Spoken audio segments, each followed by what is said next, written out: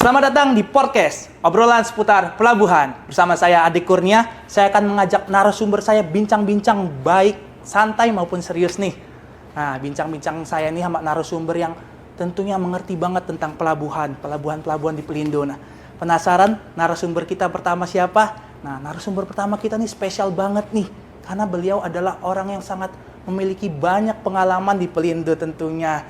Penasaran siapa orangnya? Langsung saja yuk.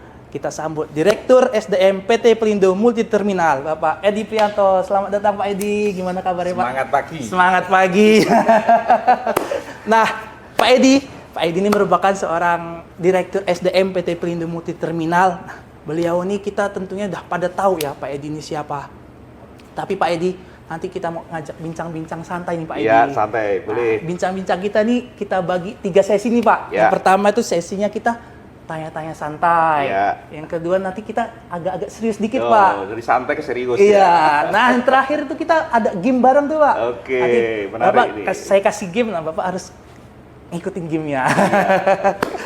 Sebelum kita ngomongin tentang Pelindo pasca merger, nah kita mau tahu dulu nih siapa sih Pak Edi ini.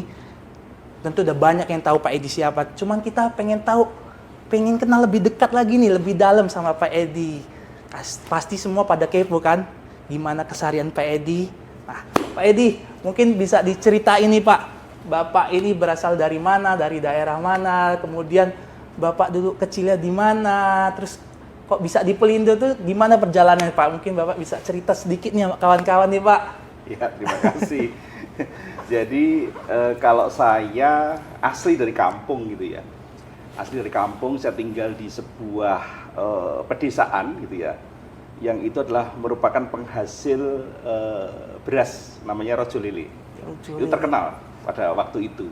Jadi di daerah Klaten antara Solo dan Jogja ya. Saya di situ, keluarga saya adalah bapak saya guru ya, guru SD. Dan memang saya dibesarkan di desa. Saya pernah mengalami tidak ada listrik gitu ya.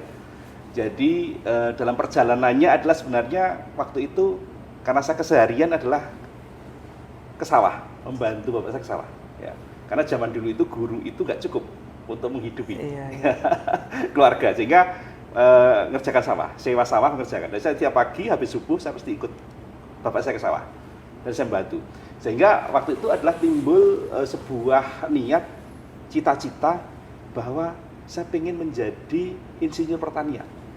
Insinyur pertanian. Ya, karena hampir setiap hari adalah ke sawah. Itu salah satunya. Ya, awalnya seperti itu. Cita-cita saya, tapi ternyata dalam perjalanannya berbeda. Gitu ya. Perjalanan berbeda, ya ada perjalanan itu sehingga mencari salah satu waktu itu adalah bagaimana supaya cepat ketika kuliah cepat lulus dan cepat kerja. Karena terus terang saya 3 bersaudara, kakak saya 2 perempuan dan saya laki-laki gitu ya. 2 kakak saya ini nggak ada kuliah.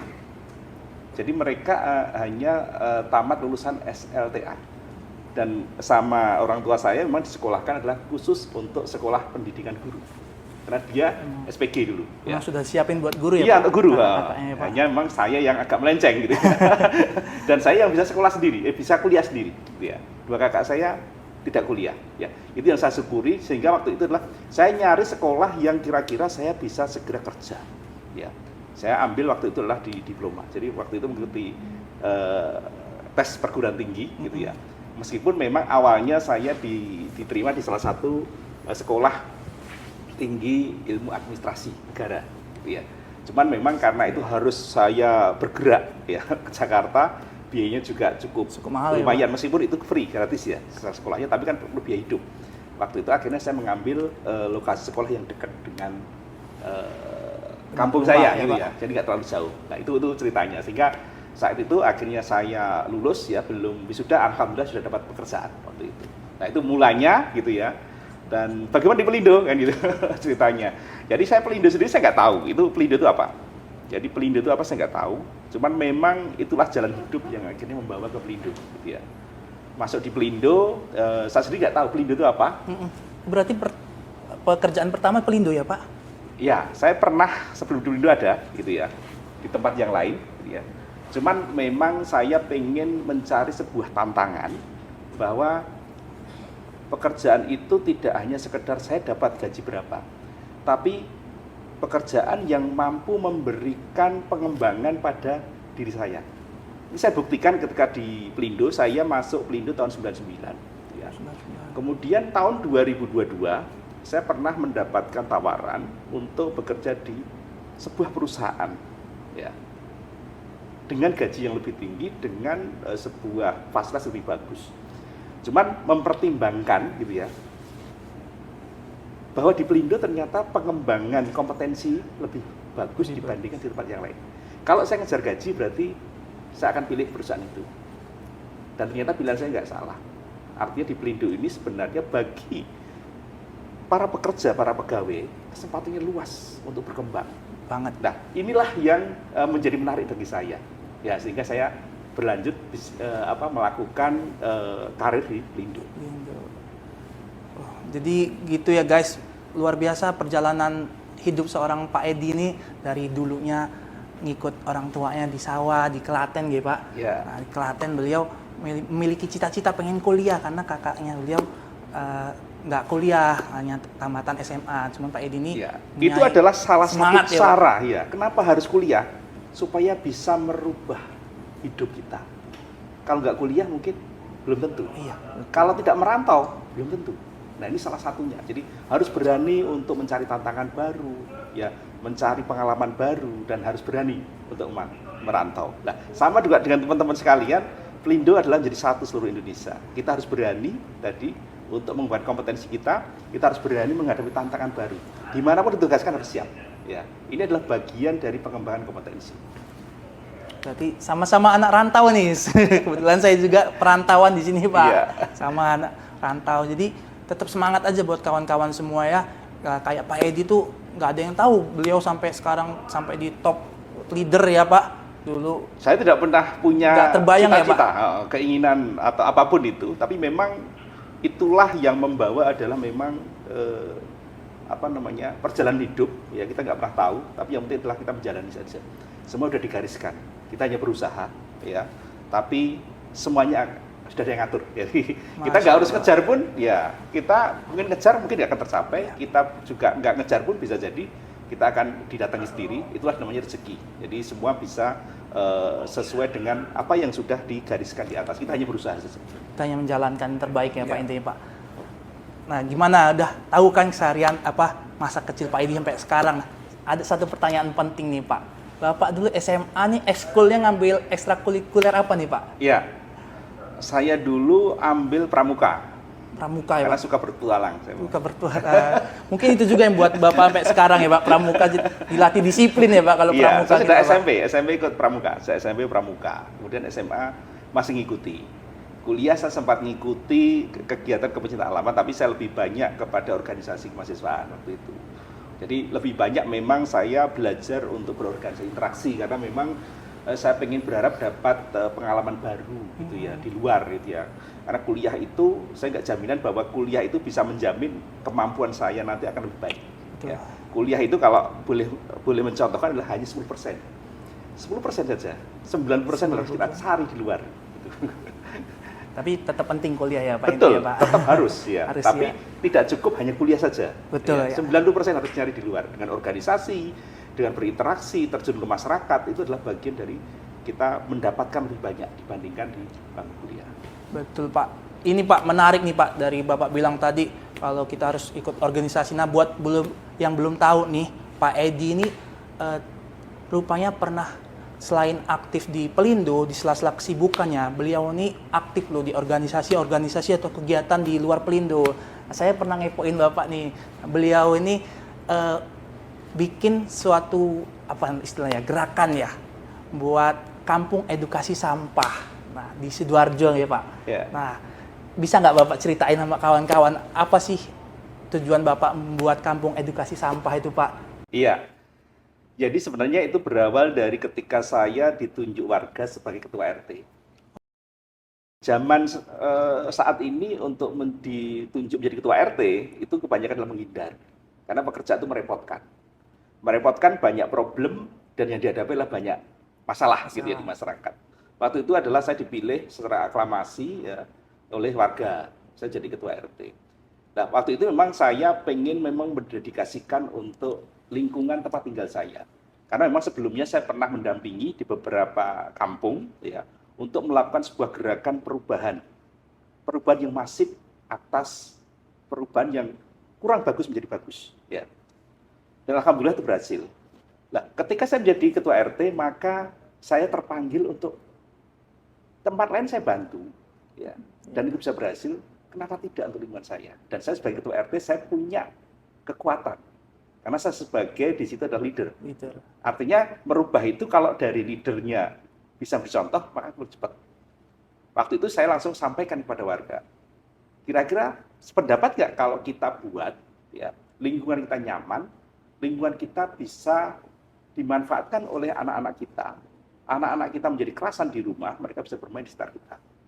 Ya, setuju. Ya, intinya adalah bahwa kita lakukan kebaikan itu adalah untuk anak-anak kita, bukan hanya untuk kita, tapi anak-anak. Kenapa? Bagaimanapun lingkungan yang baik akan membuat orang yang ada di situ jadi baik. Ya. Jadi kita ciptakan lingkungan yang baik supaya bisa menghasilkan tadi, menyiapkan generasi yang baik. Itu salah satunya yang saya ajak dan warga setuju. Nah, dari situlah berkembang kita coba lakukan perbaikan lingkungan, termasuk adalah program namanya pengurangan sampah. Karena volume sampah terus bertambah, gitu ya, harus dikurangi. Salah satunya dengan cara apa? Dengan melakukan pemilahan dan pengelolaan sampah dari masing-masing rumah tangga. Karena sumber sampah adalah manusia. Jadi yang diselesaikan adalah bukan di tempat pembuangan akhir, salah. Kalau kita melakukan program dengan biaya yang besar di tempat pembuangan akhir, salah. Yang harus kita lakukan adalah mengurangi volume sampah itu dari sumbernya. Siapa sumbernya? Manusia. Manusia dari mana? Rumah tangga. Nah, rumah tangga inilah kita edukasi, masing-masing rumah tangga harus memilah sampah. Sampahnya dipilah, kemudian bagaimana sampah diolah. Sehingga apa? Yang dibuang ke TPA itu tinggal residu, dan itu jumlahnya sedikit. Nah, volumenya turun. Nah, dari situ ternyata gayung bersambut. Awalnya saya mendapatkan dukungan dari beberapa orang saja, hanya 3 orang, gitu ya. 3 orang saya jadikan sebagai kader lingkungan. Kalau di korporasi saya jadikan sebagai change agent. 3 jadi 5, 5 jadi 10, 10 jadi 15, 30, 40 dan sebagainya lah. Ini artinya apa? Semangat kebaikan, energi positif ini ketika didorong, akhirnya warga ikut semua. Nah, dari situlah karena kami melakukan program itu secara masif, waktu itu oleh Dinas Lingkungan Hidup setempat, saya diminta, alangkah baiknya tempat Bapak jadikan sebagai role modeling untuk edukasi pengelolaan sampah. Kampung percontohan gitu. Percontohan. Ya, jadi karena proses edukasi itu nggak cukup hanya sosialisasi, penyuluhan. Itu nggak efektif. Ya efektif apa? Diajak datang, diajak praktek, diajak melihat. Langsung mencontoh, mana yang bagus dicontoh. Nah, itu dengan role modeling. Dan alhamdulillah itu berhasil. Jadi tidak hanya ya, warga, pengurus RT RW, tapi juga anak sekolah gitu ya. Dan alhamdulillah ini berkembang cukup pesat. Ya, program-program outing class itu sekarang adalah tujuan di tempat kami. Alhamdulillah saya sangat sangat merasa terharu juga. Karena apa? Tidak ada niat untuk itu, tapi ternyata alhamdulillah 1 bulan kunjungan di Kampung Edukasi Sampah untuk outing class itu mencapai 800 anak. Banyak ya, Pak. 1 bulan, ya. Artinya apa? Ada multiplier efek atas ekonomi juga. Karena apa? Mereka perlu makan, mereka perlu snack. Artinya apa? UMKM bergerak ya, Pak. Lingkungan tetap dijaga. Dan ini energi positifnya harapannya tadi bisa nular. Yang berkunjung ke sana mencontoh. Ya, mencontoh yang baik. Kenapa? Dengan role modeling ternyata lebih efektif dibandingkan program-program hanya penyuluhan gitu ya. Ya, penyuluhan, kemudian sosialisasi. Ya, ketika mereka datang tinggal mana yang dicontoh itu dibawa, kemudian dipraktekkan. Ya, kira-kira seperti itu ceritanya gitu. Iya, luar biasa. Saya ngepoin kan, saya lihat di websitenya tuh Kampung Edukasi Sampah, wah ternyata aktif gitu. Kemarin baru ngajak anak-anak sekolah main ke situ. Jadi bukan hanya di RT Bapak aja sekarang, ya, menular ke RT-RT lainnya ya Pak di Sidoarjo ya Pak. Anak-anaknya jadi anak yang baik semua. Ya, alhamdulillah. Lingkungan yang baik akan melahirkan generasi yang baik. Jadi sebenarnya ajakan awal saya adalah saya pengen generasi kita, anak-anak kita menjadi anak-anak yang baik, nggak ada yang nakal. Ya, mereka pun sekarang Karang Tarunanya juga jalan, agar kegiatan positif. Nah, ini yang justru gembira di saya, karena tidak gampang gitu ya. Anak-anak sekarang kan sukanya ya sendiri-sendiri, tapi ketika orang tuanya memberi contoh yang baik, anak itu pasti ngikut. Lebih baik berikan contoh daripada kita hanya menyampaikan dengan ucapan. Mereka akan ikuti, tanpa kita harus ngomong. Aksi ya, Pak. Ya. Jadi buat yang belum tahu, websitenya nanti saya tulis di video ya, website konten Kampung Edukasi Sampahnya Pak Edi nih. Pak Edi ini inisiatornya ya Pak, pendirinya. Iya. Jadi pernah masuk di TV juga, saya lihat, wah keren banget inspirasinya. Jadi itu ya guys, tentang Pak Edi. Nah, sama terakhir nih Pak, personal Pak Edi. Bapak kan udah 24 tahun ya Pak, dari 99 di Pelindo, berkarir di Pelindo. Tentu udah melalang buana nih Pak, di daerah-daerah, di pelabuhan, di Pelindo Pak. Bisa nggak nih Pak, Bapak kasih 3 rekomendasi nih, makanan daerah nih Pak, kesukaan favorit Bapak nih. Makanan favorit ya? Iya Pak. Makanan favorit, kalau saya di Sumatera. Sumatera itu yang favorit adalah durian. Durian. Itu nggak ada yang bisa ngalahin, gitu ya. Durian di Sumatera nggak ada yang bisa ngalahin. Ya, itu durian ya, buah, gitu ya. Kemudian bergeser lagi adalah ke daerah timur ya, ke timur. Kalau daerah timur itu di Ambon, ya. Ambon. Ambon.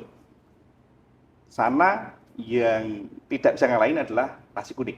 Ya. Nasi kuning. Nasi kuning, ya. Termasuk di sana ada makanan sukun, gitu ya. Itu juga. Sukun goreng ya Pak. Sukun goreng, itu yang tidak bisa ngalahin. Satunya kalau saya adalah di Jawa itu Semarang, ya. Kalau Semarang saya tertariknya adalah sama bakminya. Bakmi, Pak. Ya, bakmi Enak tuh. Ada orang Semarang nih Pak. Jadi durian, sukun, bakmi. Enak, jadi lapar nih Pak. Mungkin Bapak belum pernah coba main ke Lampung Pak. Di Lampung tuh ada namanya seruit Pak. Seruit tuh ikan pakai sambal terasi gitu Pak. Ya, perlu dicoba itu. Perlu dicoba nanti Pak. Saya ajak ke Lampung nih Pak. Jadi saya pindah dulu ke Lampung tadi.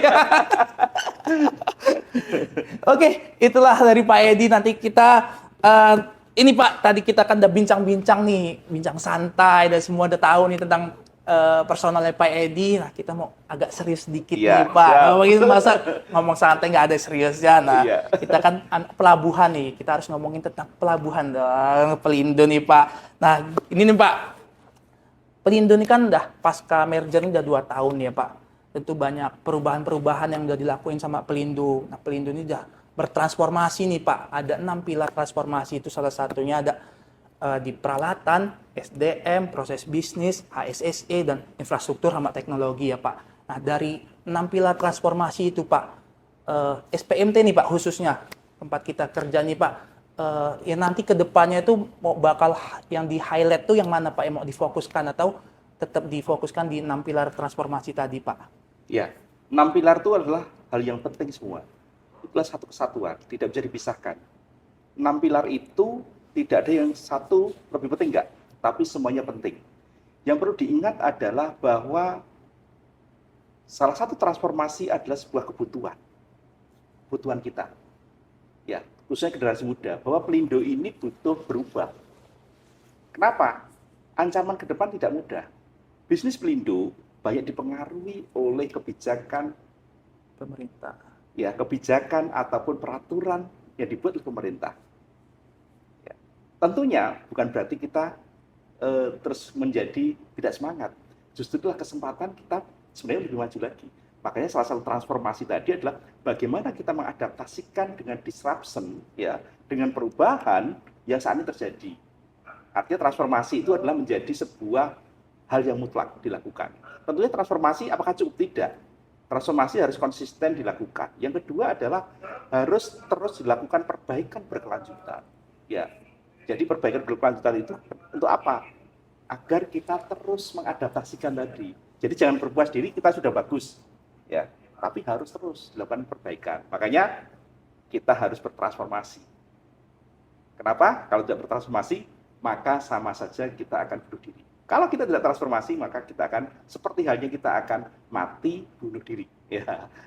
Jadi kita harus berubah. Ya, kalau tidak berubah berarti kita akan punah. Jadi pesannya adalah kita harus siap untuk menghadapi perubahan dan kita harus menjadi sumber daya manusia yang punya agility, ya.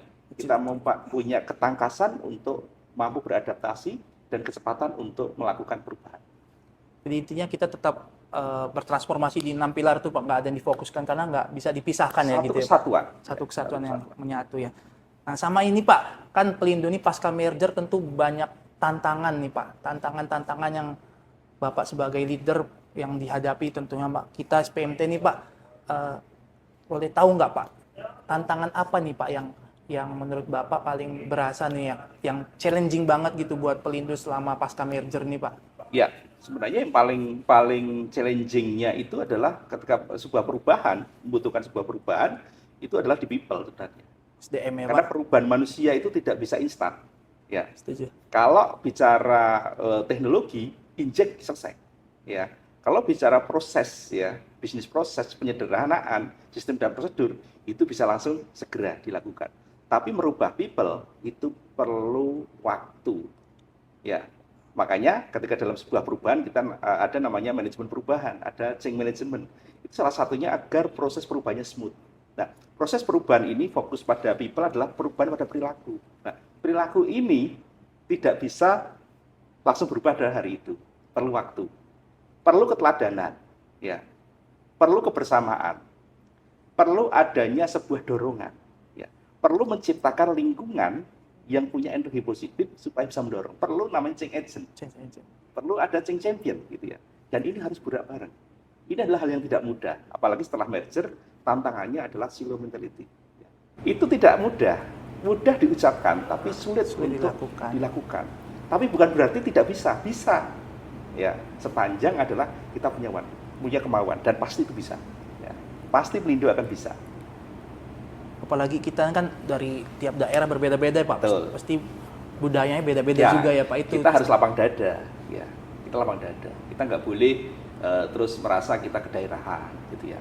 Karena ini dulu adalah tim saya, kemudian teman saya saling ajak mengajak, enggak.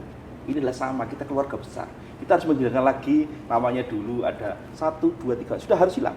Ya, kita adalah keluarga besar.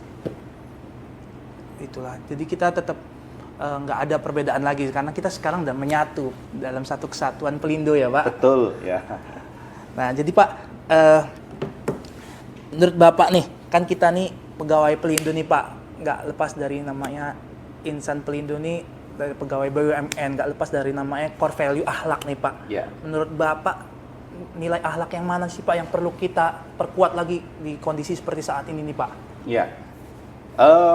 Saat ini yang terpenting bagi kita untuk menghadapi perubahan ke depan adalah kompeten. Kompetensi menjadi penting, ya. Kompetensi menjadi penting sehingga saat ini adalah tidak ada jalan lain kecuali kita harus terus belajar. Sepanjang kita masih menghirup napas kita, maka kita harus terus belajar. Jadi jangan kita merasa saya sudah cukup sampai di sini. Belajar harus terus dilakukan. Belajar bisa pada siapapun, belajar bisa dimanapun. Betul. Ya, jadi nggak usah khawatir, ya. Perusahaan kita menyediakan platform ya untuk belajar dengan keleluasaan, bisa menyediakan beberapa channel yang itu bisa kita belajar. Ada community of interest, ya, ada community of practice, gitu ya. Itu bisa kita manfaatkan semua. Lagi sekarang ya. udah ada Portaverse. Portaverse, ya. Di situ itu bisa kita manfaatkan. Jadi intinya kita nggak berhenti belajar ya Pak. Betul. Dan apalagi perusahaan menyediakan banyak channel, gitu ya di situ. Betul. Zaman teknologi, zaman digital sekarang ya Pak. Jadi yang terakhir nih Pak, harapan Pak Edi nih buat SPMT ke depannya itu seperti apa sih Pak? Kalau boleh tahu Pak. SPMT adalah masa depan Pelindo. Pelindo akan maju apabila SPMT maju. Ya, market share di SPMT, ya. Market share untuk non peti kemas, untuk multi terminal masih cukup luas. Artinya apa? Ketika kita bisa mengambil porsi market share-nya menjadi lebih banyak, maka Pelindo akan menjadi lebih baik. Jadi kunci ya di Pelindo saat ini adalah SPMT Pak. SPMT. Wah, makin bangga nih jadi insan SPMT Pak. Oke guys, tadi udah dengerin kan apa kata Pak Edi tentang Pelindo, tentang SPMT. Kita udah dapat insight banyak nih tentang pelabuhan dari Pak Edi, luar biasa tadi ngobrol-ngobrol seru, ngobrol seriusnya tuh dapat banget daging semua nih. Oke Pak, ini segmen terakhir nih Pak. saya punya game nih Pak, buat Iya. Bapak nih Pak. Game terakhir nih, nama gamenya Jawab Cepat. Jadi Bapak harus jawab pertanyaan saya dengan cepat. Jawab semaunya Pak. Jawab Terus atau milih? Jawab. Jawab. Milih ada juga pemilihan Pak. Oke. Siapa? Pertanyaan Siap. pertama nih Pak. Ketika bangun pagi, hal pertama yang saya lakukan adalah Cuci tangan. cuci tangan. Oke. Sarapan setiap pagi saya adalah Saya jarang sarapan ya, terus terang ya. Saya jarang sarapan. Saya biasanya langsung minum air Langsung. putih. Ya. air putih ya Pak. Iya, Makan saya jarang siang aja sarapan. berarti ya Saya Pak. biasanya agak siang baru makan. Terima kasih nggak jawab. Kopi atau teh? Teh, Teh, sama. Sosial media yang sering saya buka adalah Instagram. Instagram. Nah, udah di-follow saya sama Pak Edi. Ini nih, kalau melihat Instagram Pak Edi itu nggak lepas sama yang namanya goes. Sepedaan atau lari? Keduanya sekarang. Keduanya sekarang. Sekarang lari juga ya Pak? Iya. Sehat ya Pak? Bugar. Kalau sepedaan biasanya jam berapa Pak? Habis subuh. Habis subuh. Lari juga habis subuh Pak? Iya. Wah, inspiring. Traveling ke luar negeri atau Indonesia? Indonesia. Indonesia. Mana favorit Pak? Favorit saya di Bali. Bali. Ada SPMT kita di sana ya Pak? Iya. Medan atau Sidoarjo? Medan. Medan. Nonton Netflix atau tidur siang? Nonton Netflix. Nonton Netflix. Karena Pak Edi suka nonton film nih. Nah ini Pak, transformasi atau investasi? Transformasi. Transformasi. Oke Pak, last but not least nih Pak, satu kata untuk insan Pelindo Pak. Satu kata. Satu kata. Satu kata untuk insan Pelindo. Anda hebat. Anda hebat, luar biasa. Pak, nggak terasa nih Pak, udah lama kita bincang-bincang Pak. Aduh ya Allah, saya nggak nyangka lu bisa ngobrol sama Pak Edi nih. Itu tadi kita ngobrol bincang sama Pak Edi, banyak sekali manfaat atau insight yang kita dapat dari Pak Edi. Satu kata tadi, insan Pelindo, Anda hebat. Jadi kita tetap harus bangga nih jadi insan Pelindo kawan-kawan semua. Nah, oke. Next kita undang siapa? Menjadi narasumber kita siapa? Mungkin bisa ditulis di kolom komentar. Terima kasih Pak Edi. Sama-sama. Salam sukses selalu Pak Edi. Ya. Teman-teman tetap hebat semua. Ya. Hebat. Ini adalah bagian dari doa dan Anda memang benar-benar hebat. Luar biasa Pak. Terima kasih banyak Pak. Sama-sama.